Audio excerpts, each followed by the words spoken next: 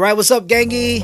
Welcome to another installment of jitzOphrenia, Hawaii BJJ lifestyle podcast or show.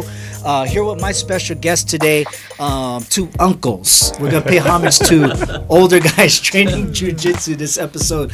A couple of my boys, as a matter of fact, Jake Wong, what's up, brother? How's it? And John Sabati. Hey, how's it? Thanks for the invite. Oh, thank you guys.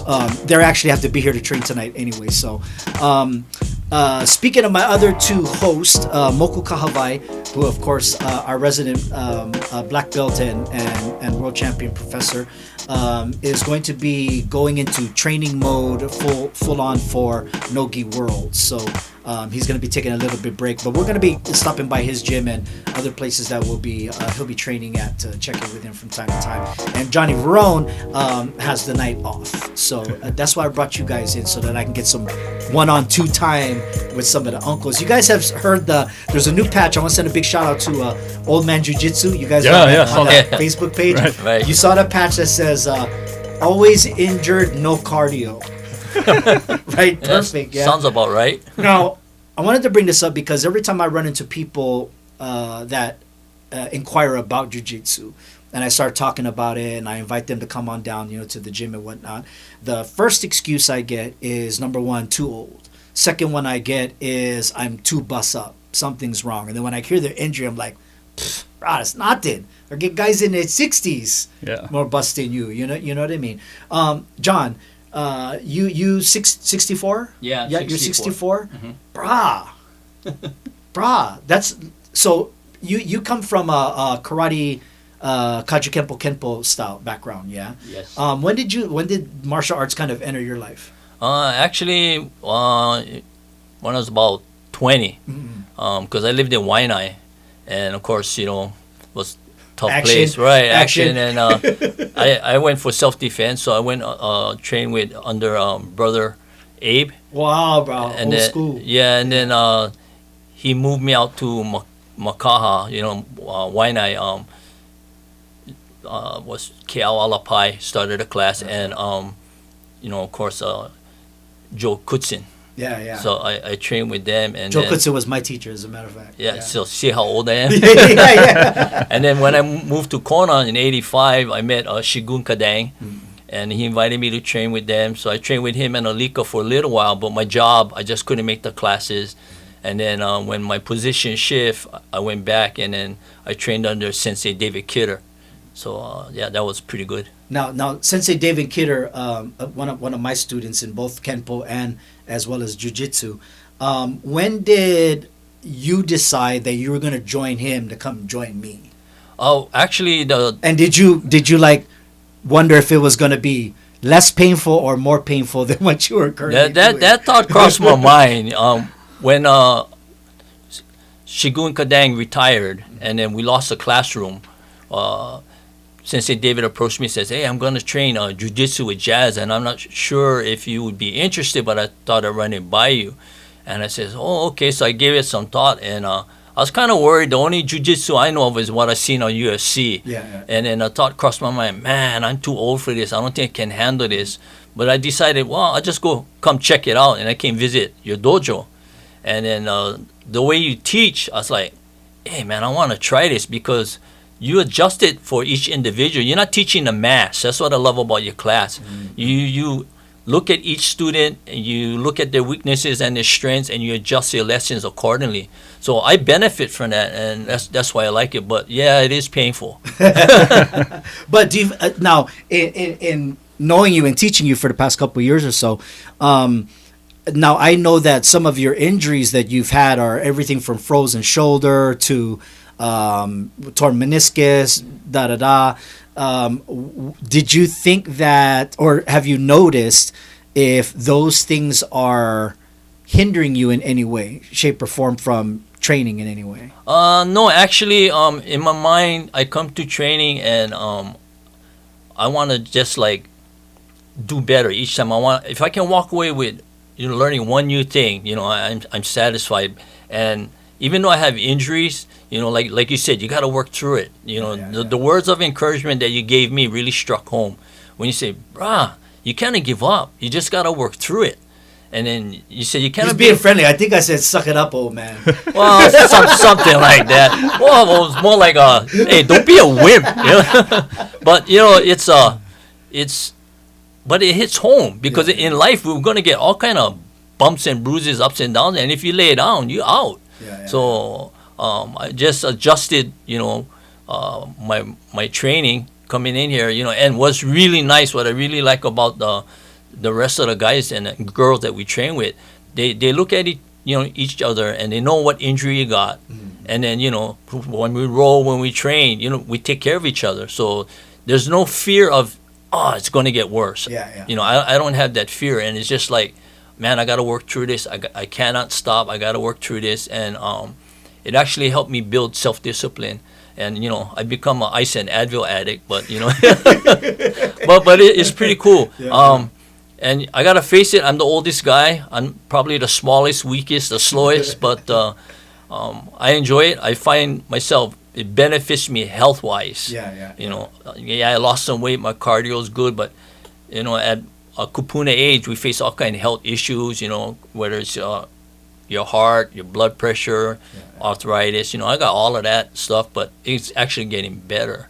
You're actually a poster child for somebody to have excuses of why not to train.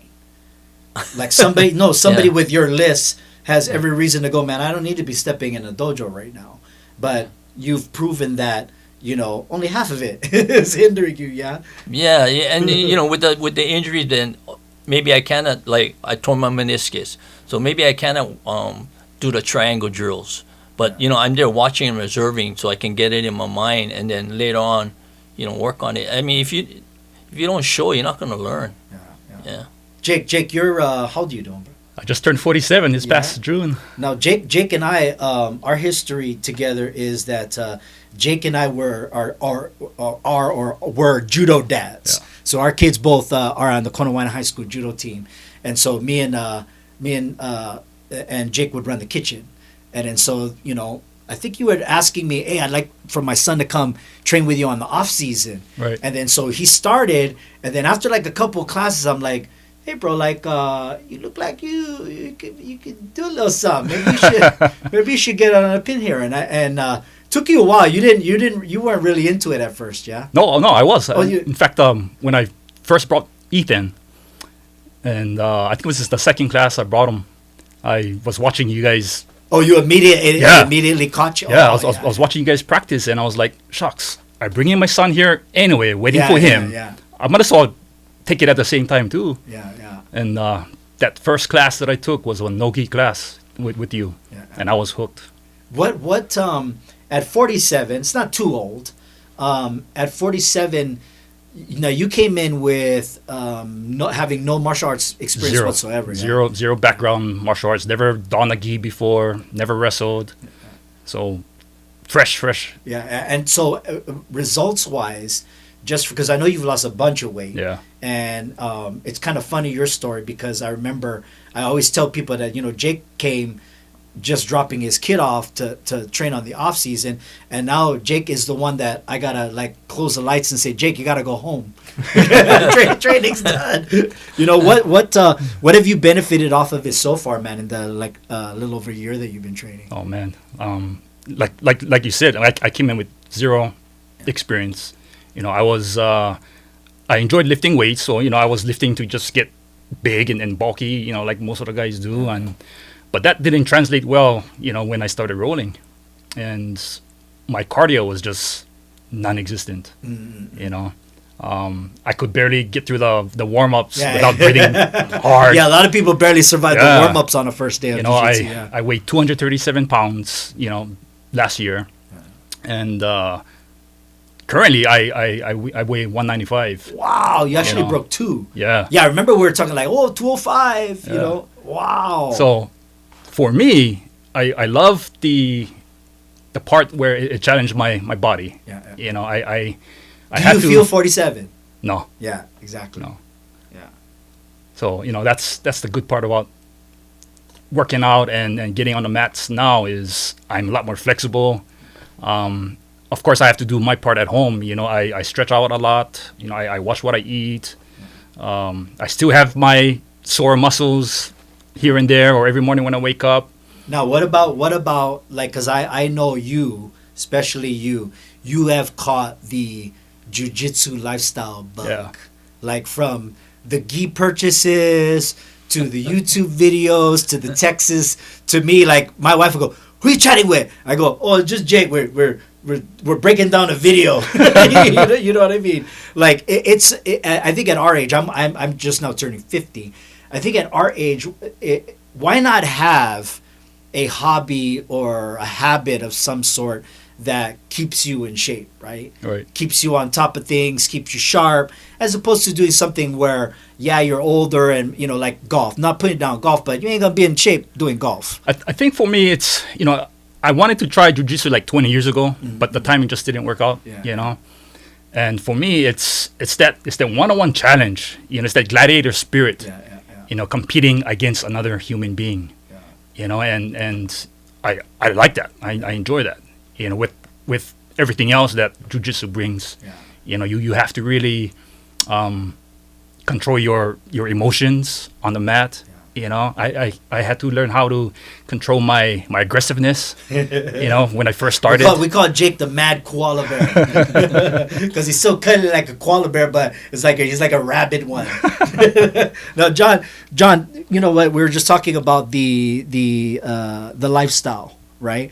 And what has it done for you aside from the benefits of it? Like, are you finding yourself thinking about jiu-jitsu a lot? Are you finding yourself thinking about moves, why I can't do this, da da da? Yes, I do. I actually do, more often than before, and I think because I finally lost the fear. See, I think people around my age bracket, it's the fear that's stopping them from doing it. Because we were worried about falling. Now, they're going to have throws, they're going to have falls, I may break a hip or something, and when I walked in and looked, oh my God, everybody's so big, everybody's so young, so strong, and I had this fear, like, man, I don't know if I can do this. And then you gave us the breakdown. As a white belt, you learning how to survive. And then, I took martial arts as a self-defense thing, and that's what it's all about, learning how to survive. So I'm thinking, man, if I'm taking for self-defense, I got to suck it up, because if somebody's going to come after me, they're going to be bigger, younger, stronger, But I found that going into this, how you would tell me, relax, you're too stiff. And I thought I was relaxed. But a lot of it was the tenseness for the fear. Am I doing this right? Am I screwing up? Am I going to get hurt? Or, there's so many thoughts running through your mind at once. So your mind's not clear. And then because your mind's not clear, you're not picking up the lessons good. So what really helped me was coach rolling. That helped me get rid of a lot of the fear. And I think that's what's holding a lot of people back, around our age bracket to come and train. I had it, you tell me relax, and I just couldn't. But now I'm getting used to it. I relax a little bit. Some of it I cannot because of my arthritis. I'm still stiff, and it's just one of those things that I got to work around and deal with. And younger people, I don't think, understand arthritis outside of hands. Yeah, because we always understand arthritis to be hands, but when you get older, man, like me too, I have arthritis in my shoulders, just like you do. So we have that if you don't get it mobile, it freezes up, right? And then you can't even wipe your ass. I mean, it's pretty bad. Jake, just recently you started getting into competition. You've done a couple of competitions. What does that feel like as your age going in? Because like a lot of people don't know that, like, yeah, you can compete in your own age bracket, but a lot of times when you compete locally, there's not a lot of people that will compete in masters or in the older brackets. So when you want to compete, sometimes you gotta roll with the young boys. Yeah. So my first competition that I did, I was only 4 months in, and went up with two other guys who were much younger than I was, but going into the competition, I never did think about that I'm too old, that I was 46 years old last year, but I just went in saying, I'm gonna do my best and just try to learn from the experience. Did it make you, not to be corny, but did that give you, like, inspire you for other things in life? to where you're not too old to do this, Right. do that. Yeah. And, for guys that are our age, who are looking at this and saying, I'm too old, just give it a shot. I don't think you will realize, what your potential is until you kind of give it a shot, and give it a try. Yeah, and I think, a lot of people, there are gyms out there, and I'm not saying any bad thing about any gyms in any way, shape, or form, but there are gyms that are a little bit more competitive based, where they concentrate more on competition, so you have just a wall to wall of just beasts in there. So a lot of times some of the older cats, or even guys like me that have multiple chronic injuries, can't handle a class like that because everybody's just trying to kill each other. And if you're going into competition, that's the school you need to be at. But that doesn't mean that also that because of injuries that you should not be able to train. That you've got to there has to be somebody out there to train. So we just want to advise everybody out there, no matter what age you are. Man, I just seen a post where there was like an auntie that I think got her purple belt, I think, when she was like maybe in her 60s. Another guy in his 70s, competing at purple belt level at the Worlds and Masters. Right. I mean, right, John? Shucks, I hope I can still be on that when I'm John's age. Exactly. Okay, so this is a new segment that we're adding to the show. So let me get my list of questions here. This is called the Jits Blitz 5 list of questions that are somewhat BJJ related. Okay? So we're going to ask you these questions if you can answer in your most sincerity. Okay, so your first question. Now, we see a lot of guys that wear superhero no-gi gear. Okay? If powers came with the gear, Jake, what superhero would you be and why? Probably the Hulk. The Hulk? Yeah. I think that fits my, my style, the way I roll, So I like to smash guys and keep their hips down and take their legs out and just, like you said, just hug them and keep them on the floor. How about you, John? Oh boy. That's a tough one for me. I guess maybe somebody who's a little more speed and flexible. So maybe like Spider-Man or something like that. Or Mr. Fantastic, bro. Oh, yeah. I have still yet to see that rash gear, as a matter of fact. Okay, number 2. Now, we all try to eat good as jiu-jitsu practititioners, as good as we can. Even if you're in training mode, Jake, what is the one thing that you just cannot quit? Haagen-Dazs cookie dough ice cream. Oh, that. That's kind of my wife's, our date night. Yeah. How about you, John? Yeah, ice cream is my weakness. Macadamia nut ice cream. Can't pass on that. Mine is salted caramel, but I've been trying to be better with the gelato. Okay, Jake, what song best describes your jiu-jitsu game? Wow, it's a tough one.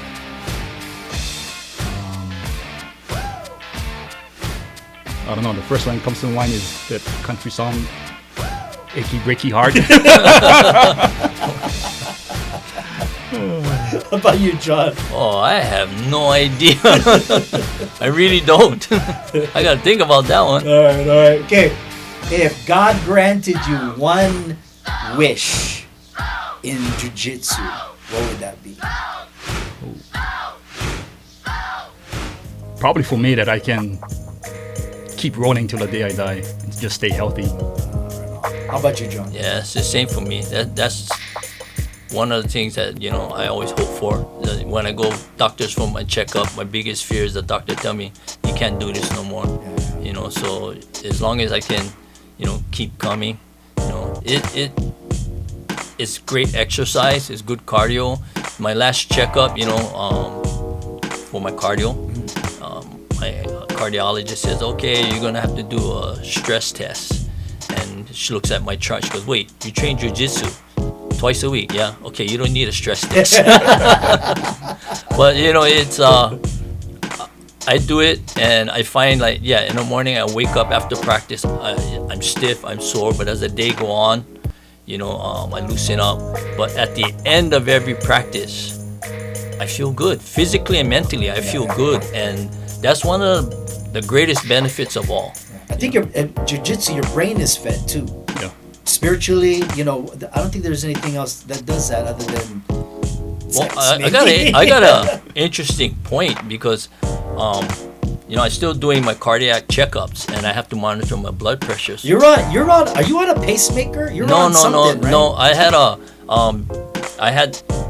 have AFib now and then, so I had to wear this 2-week heart monitor. I had to make John sign an additional waiver because I didn't know what the hell they were hooking him up with. So that's why I couldn't train for the 2 weeks because I had that thing taped to my chest. But I had to monitor my blood pressure 3 times a day, and what I found that before I came to practice, training rather, I took my blood pressure, and then after practice I went home, took a shower, checked my blood pressure. It actually went down. It got better.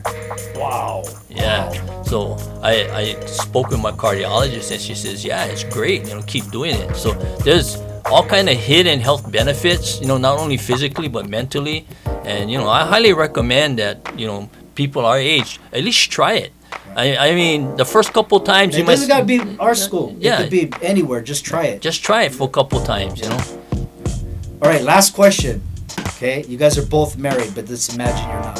Okay, you're in a brand new relationship, 3-4 months tops. She tells you, you gotta quit jujitsu. Heck no. She gone. She gone. How about you, John? Oh, it's all said and done.